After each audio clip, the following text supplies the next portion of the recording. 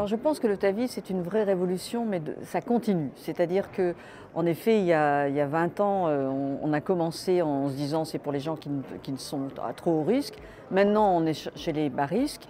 Et toutes les évolutions qui apparaissent font que la procédure devient, entre guillemets, de plus en plus sécurisée. C'est-à-dire qu'on diminue les complications, on diminue les fuites paralvéolaires, on améliore le suivi.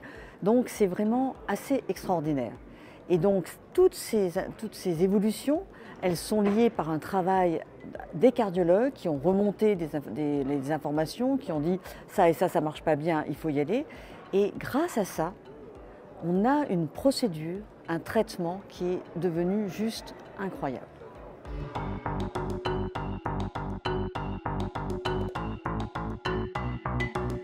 Et ce qu'il faut savoir quand même, c'est que il y a les deux techniques qui s'opposent. C'est-à-dire on peut proposer maintenant à notre patient soit la chirurgie, soit le TAVI, avec le même suivi. Du coup, qu'est-ce qu'il faut choisir? Est-ce que c'est le TAVI pour tout le monde, ou bien chirurgie pour tout le monde, ou bien les deux? À mon avis, actuellement, avec tous les progrès dont on vient de parler, c'est le TAVI dans la grande majorité des cas pour des patients qui sont au-delà de 75 ans. Ça, c'est une bonne limite.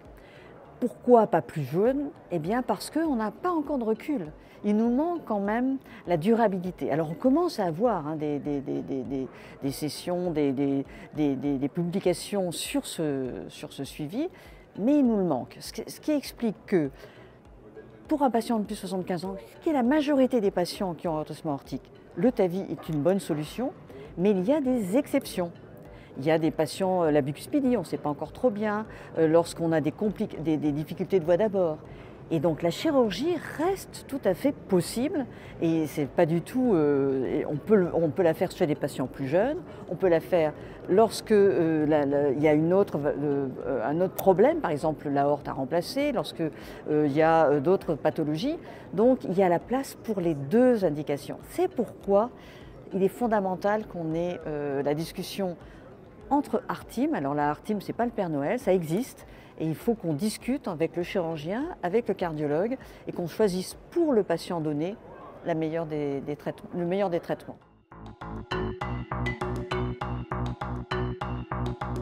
Alors le patient prend de plus en plus de place et je pense que c'est fondamental.